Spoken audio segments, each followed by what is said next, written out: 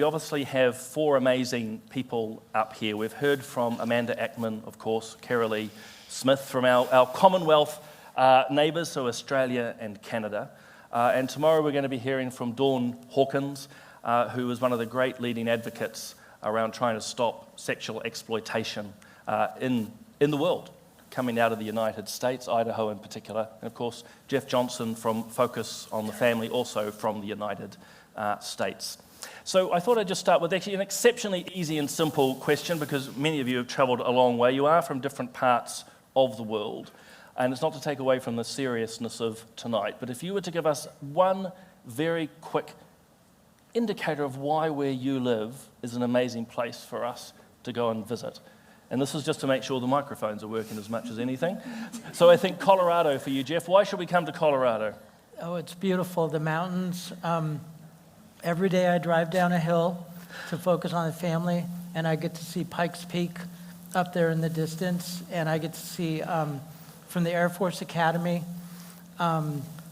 parachutists and gliders and all kinds of things. It's just amazing. We have about 270 days of sunshine a year. It's pretty dry. It's not wet like here. So yeah, it's beautiful. And I'm actually a transplant. I grew up in San Diego, which has a different kind of beauty. But yeah, it's great being in Colorado. Fantastic. Carolee, it pains me as a New Zealander to ask you what's good about it.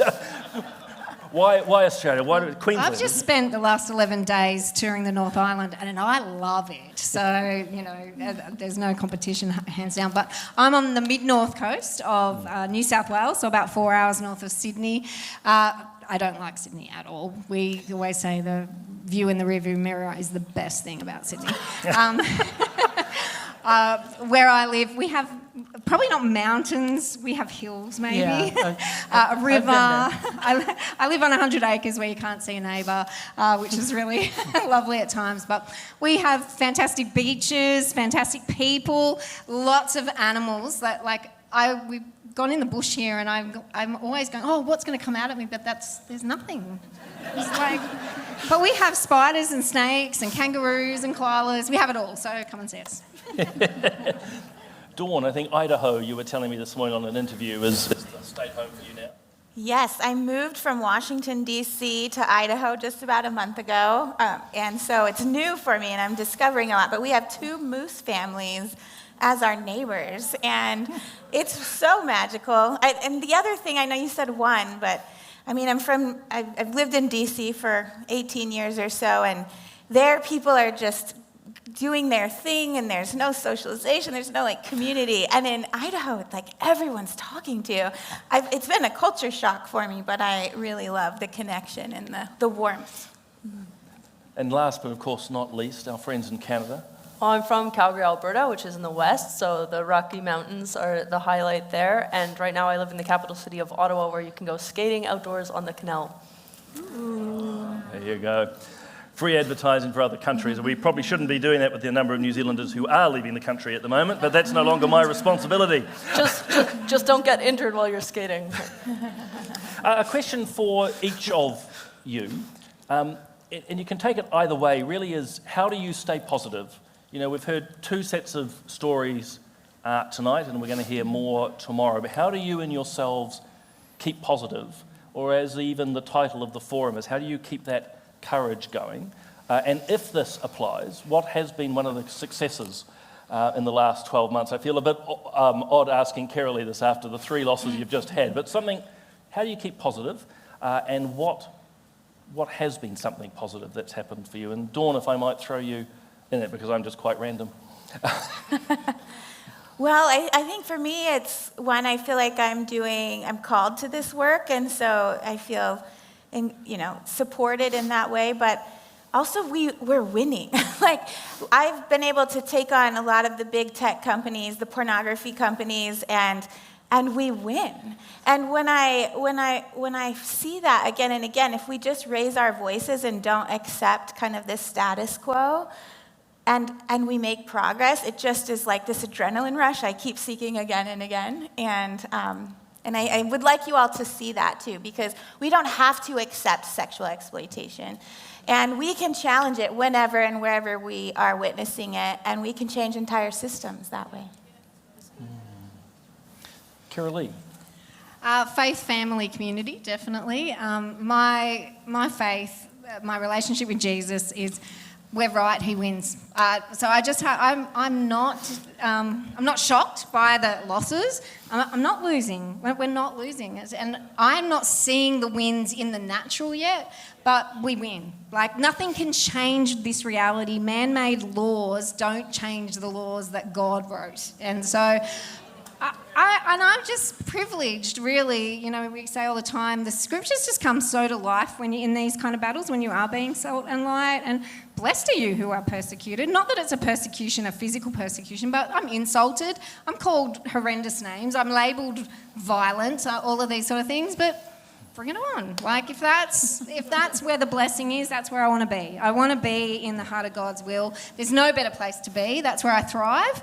That's not to say things don't hurt or I don't get sad or frustrated, because I do, but overriding sense of joy, peace, and fulfillment is in my life. My gorgeous hunk of a man, the 6'4" one who's walking around all the time. He is my strength and he's Jesus to me in so many ways. And my beautiful children, my foster children, and my community. Fantastic. Keeping to the ladies' first approach, Amanda, before we get to Jeff. Hope is the essential antidote when it comes to euthanasia. That's why I say, as much to remind myself as to speak my mission to others, that I prevent euthanasia and encourage hope. Because, well, to make another Commonwealth kind of reference, and to mention the value of having a sense of history, I was really inspired by William Wilberforce and the history of the abolition of slavery, and he said that God put before him the prohibition of the slave trade and the reformation of manners. And that really helps me to think, well, what good do I want to promote and what evil do I want to prevent? And that really gave me a sense of mission, and I think it's a great point for personal discernment, that whatever we want to specialize in terms of the cultural crisis that we would like to go after, what virtue are we going to cultivate in ourselves so that we cannot lose, because the difference is being made first of all in us.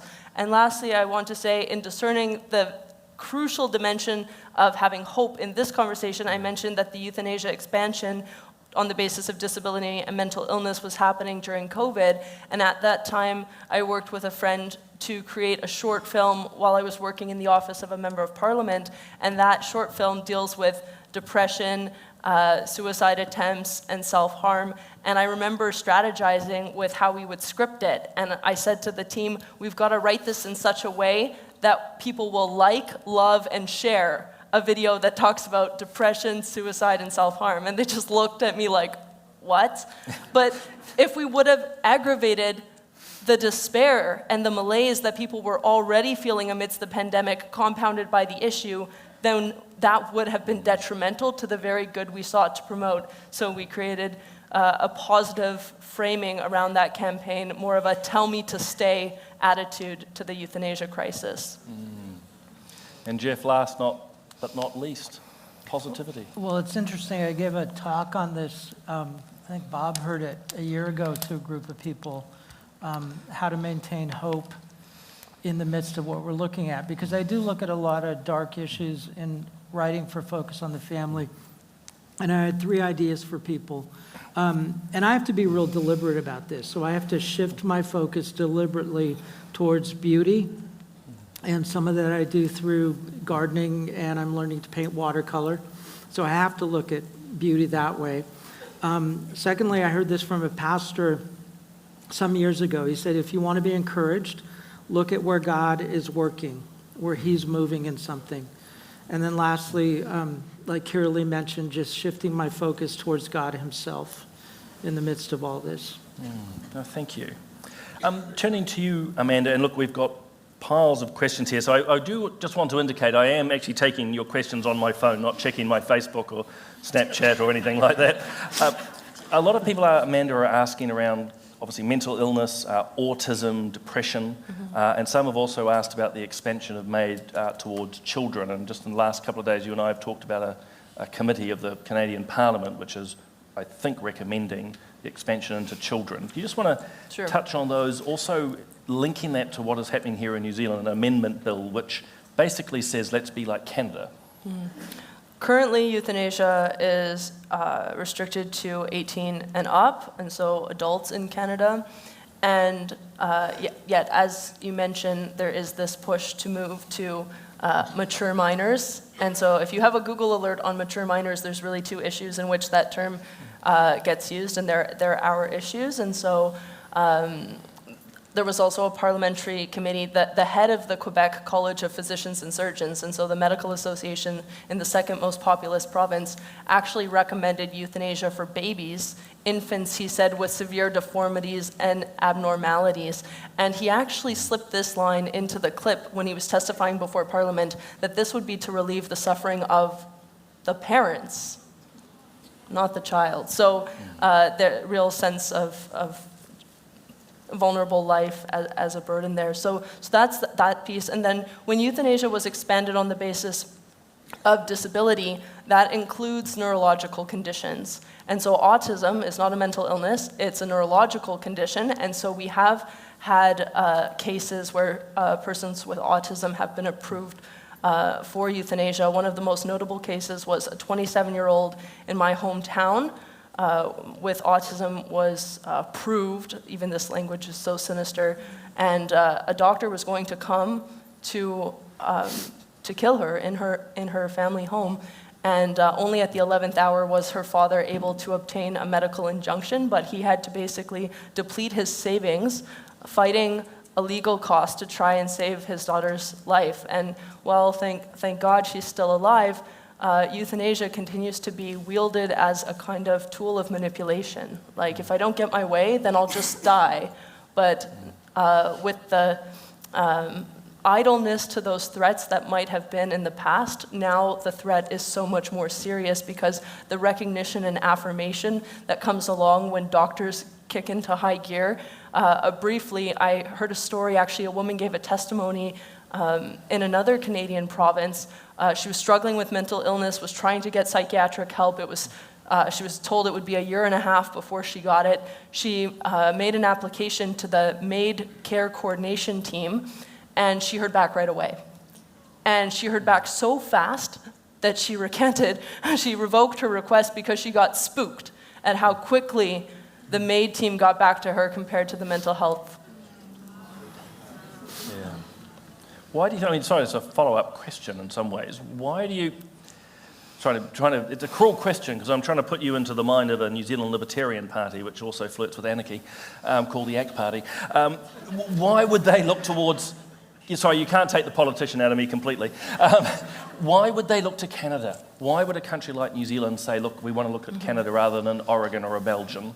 Everything comes down to, if euthanasia is good, then everyone should have access and it needs to be expanded as widely as possible. That's why you have to settle in advance. Is it good or is it bad? You can't just have a little bit of euthanasia, because once it's legalized, it has to be expanded on the grounds of equality. I think make that argument in the public square that if you think it's good, why wouldn't it be available for children? If it's a reasonable, compassionate means to alleviate suffering, surely we should let the children have access to it. And likewise with every other demographic. So everything comes down to whether killing a person is a respectable way to treat them. And of course, it's no way to treat a person, but that's the contention. We have to have the argument over the fundamental question because everything flows from that. Yeah.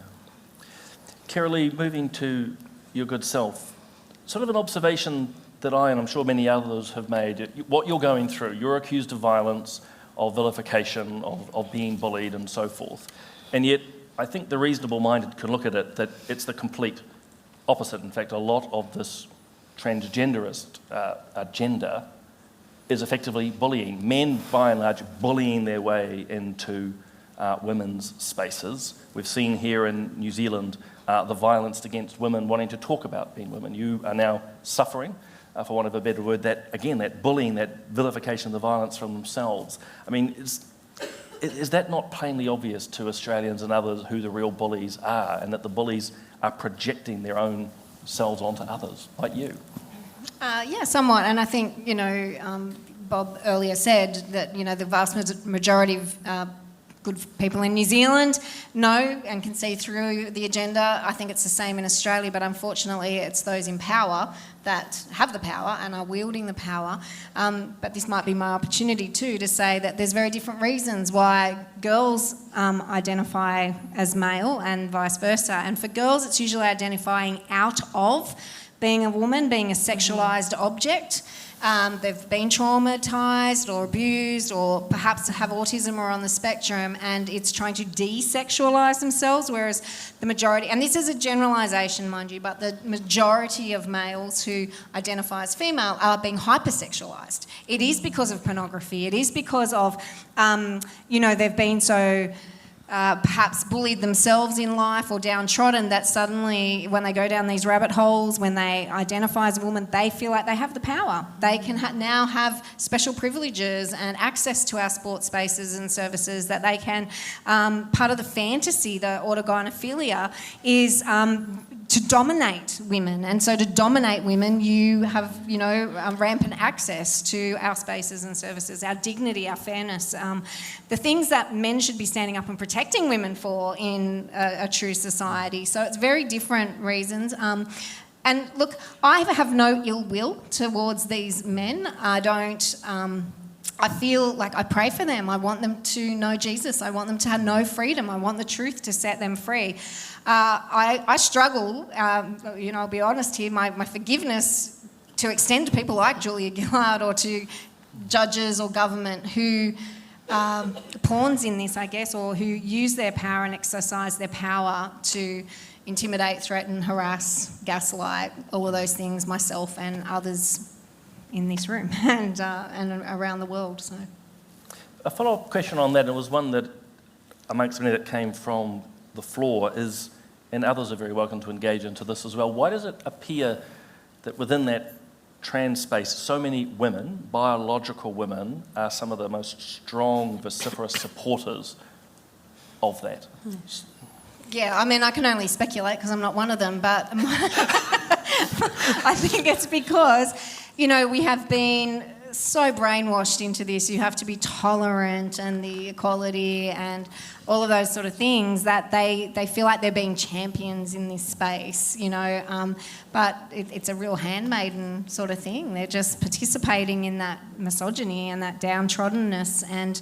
I think women, especially of my generation, as I said, we were told we could rule the world, we could do anything, and now these women are in positions of power and they're wielding that power in ways that they're not challenged. I think one of the most surprising things for me, even in court, was a lot of these people have just never been told, no, that's not right, to their face, because everyone just goes along with it. And even, it's not the same, but the same thing in the sense of people just want to appear to be supportive. They want to appear, but they have this turmoil going on inside them because they don't have the tools or can't quite get a grip on what the truth is or how to handle the truth and not appear to be a bully or violent or whatever it is. And so that's why we've got to be so proactive in speaking the truth and love and compassion and grace, because that is what truth is.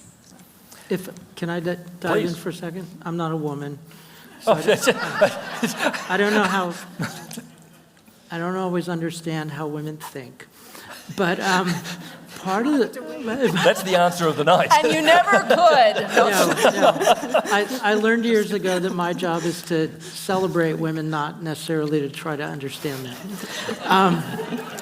But radical feminist ideology is part of what led us to where we are today. And I say radical because it's really Marxist ideology that got into the feminist movement. And part of that ideology said there's no real differences between men and women. And so this transgender movement is taking that to its extreme. Yeah, all there is power. Yeah. And it's just who wields it. It was a question for all of you, and even though I'll start with you, Carolee, because this question from the floor touches on the trans question, but I think for all four of you, we can go wider in terms of how do we speak the truth with love. The question is here, and I'll read it verbatim without my glasses, so this will be a challenge. If a trans person comes to a church, do we use the chosen pronoun to befriend them, Or do we use their real pronouns and risk losing the chance to share the truth? So I suppose it's a question to each and every one of you, not necessarily on the trans issue, could be in your own spaces. How do we speak the truth in a way that's both true in itself, but also pastoral and caring? Yeah, first of all, I'd say, there's the way you address an ideology is very different to the way you address an individual. And ideas, are fair game for aggressive engagement. You can do that, but that's not how we relate with individuals. And so it's something I guess each person needs to work out, and each situation will be different. I personally don't have a problem using someone's name. And you don't usually use pronouns when you're talking to someone, So whatever your name is, I will use that name. I don't mind. Even if you are a 6'4" bloke and you want to be called Margaret, I'll call you Margaret. I don't have a problem with that. But I will not be compelled to lie, because I don't think that's kind to the person. And I have met many transgender people, trans-identified people, and some who have exploring Jesus. And I think that there's, just getting to know someone, getting to know their story, engaging with them. It's just the same rules for life, always, in that situation. And so there's ways to avoid using pronouns if that's the big thing that you need to do. But unfortunately, I'll say it in Australia, there's too many churches, and Christian schools are the worst offenders that won't even have the discussion. It's like, this trans-identified person is coming, you will use the pronouns, they will use the bathroom they want, we will do everything to fall over ourselves. But I'd say, if someone who has an eating disorder comes to your church, and do you affirm that eating disorder? If someone has depression, do you affirm that depression and enable them in that depression? We don't enable someone in their difficult spaces, we empower them and encourage them and help them to come out of that difficult place, and this is no different. For the other panellists, again, it's not necessarily around pronoun use, but in your own work, how do you balance the pastoral needs to be sensitive to people that you're talking to, but also empowering the truth that you try to speak? Well, some of that's what I'm going to talk about tomorrow, so I don't want to spill the beans tonight. But, I tried. I just think it's really hard, because you're dealing with public policy, and there I think you do want to lead with truth, but you want to be kind and you want to be smart about how you do it. I don't think it's helpful to hammer people with King James Bible verses, which most people don't understand anymore anyway. And then in the personal arena, I think you do want to lead with love and grace. There are Christian groups that are going around today in the States, and they're training people in what I think is falsehood. They believe the biblical truth about sexuality, but they talk about pronoun hospitality. They call people trans Christians or gay Christians, and that's not right. That's not the kind of identity we put on a Christian. And so, you do have to take each case individually. My son had to deal with this recently in a second year as a teacher. A young girl, very feminine, very cute, emailed all the teachers and said, I want you to call me by this boy's name, and I'm going to use male pronouns. And he had to decide whether he would be ready to be fired or resign for that. But he just talked to her, and he said, are you okay if I use your last name? And she said, sure. Lots of people have done that. So that's the way he handled it. But it's difficult. I'm not going to, say it's easy, but the whole situation is difficult. It is so difficult. And I want to come to you with some really profound kind of wisdom, but, it really comes down to love. And in my case, I feel like, everybody has human dignity, and that's what I'm fighting for. That's what I'm trying to defend. And so, we have to treat everybody that way. And it's different, though, like Kiralee was saying, when we're talking about systems and policies and processes versus the one-on-one. And I'll just share one story early in my advocacy. So about 16, 17 years ago, the state of California, where predominantly the pornography industry has been based, was deciding whether or not to allow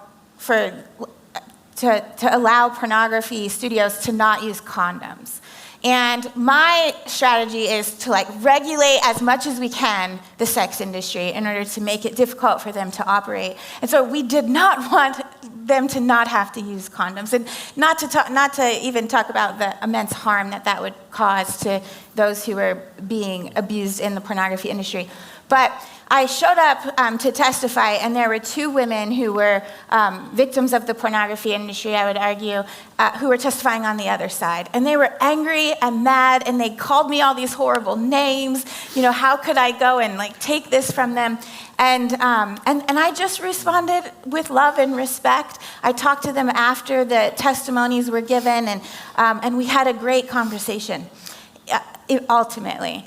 A couple of years later, one of these women reached out to me. She had left the industry, and she told me what had happened. She had been paid by her trafficker to go and testify. She was told exactly what to say. She was on drugs, all these things, and she felt loved because I treated her with respect.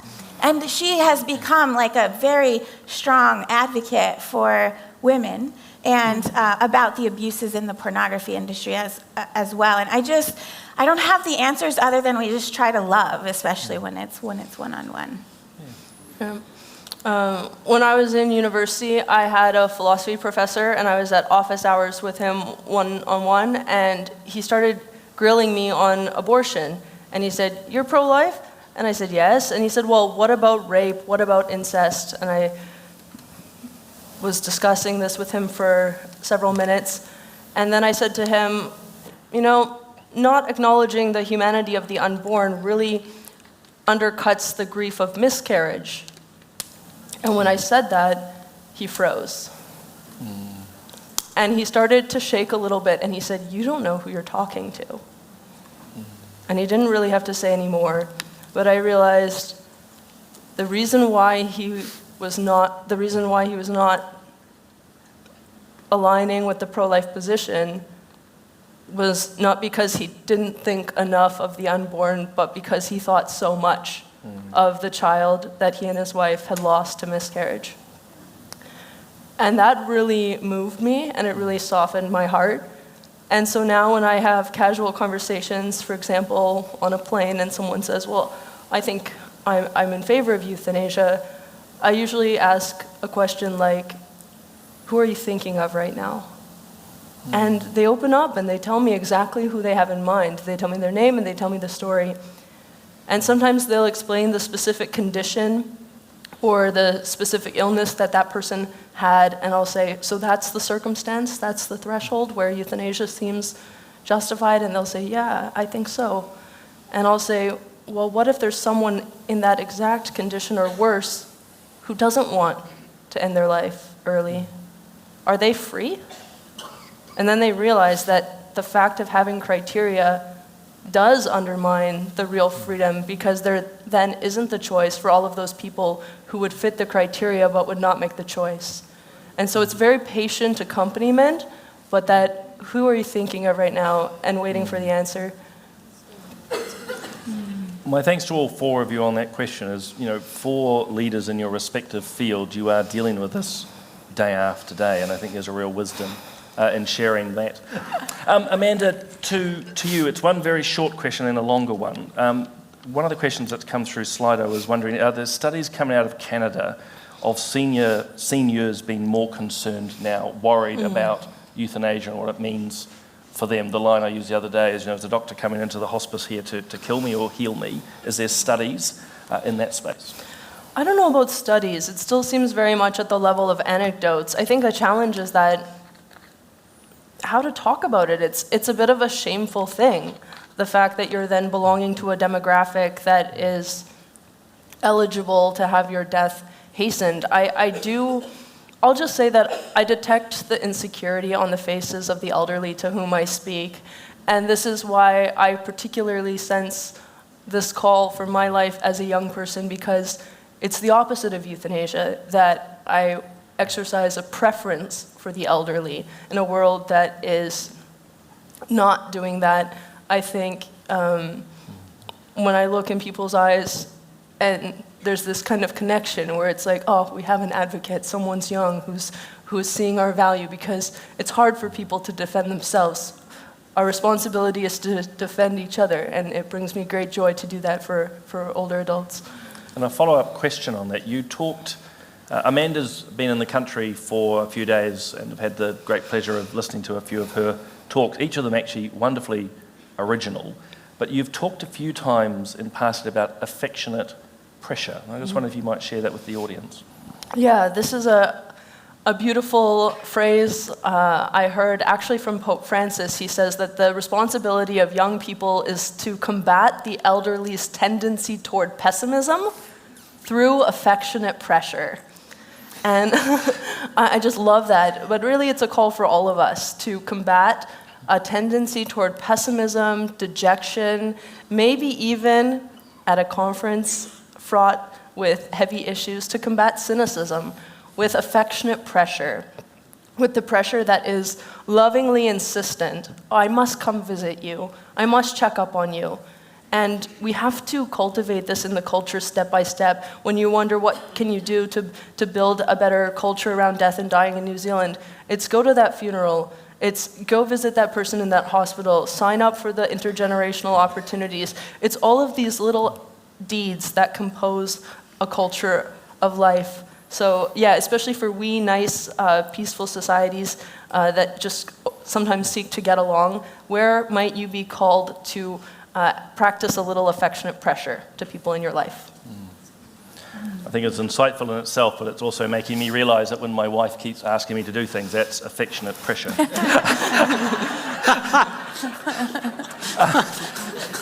Sorry, with such heavy topics at times, as important as they are, I've always found humour as one of the things that's helped me. Well, I think it's funny anyway. Dawn, a little preview of what you're going to be bringing tomorrow. It's obviously around, well, sexual exploitation and so forth, how parents are dealing with their young people in this modern world, but just a little preview of what we will be hearing from you tomorrow. Ooh, well, we've had some really heavy topics, and mine is heavy, friends. We'll be talking about kind of the connections between all forms of sexual abuse and exploitation, and the importance of understanding kind of how these issues are connected in order to combat them. And then I want to help share with you some of these kind of root causes that if we really want to shift society, if we target some of these areas, we can really make a difference. So I think there will be a lot of action and hope that you can take away. Fantastic. And Jeff, I know I sort of flushed out the potential of what was going to come unexpectedly. Is there anything else you'd want to add? I mean, everyone's coming back tomorrow anyway, but it's always good to encourage. Yeah, and they're bringing friends. All to support Bob. Always support, Right, always support right? Bob. Extra bucks. The team and I are going to note that down. I'll be telling a lot of my story about struggling with same-sex attractions and then leaving homosexuality, as well as talking about what's going on in the culture and how do we balance that, dealing with the ideology and then dealing with people. Fantastic.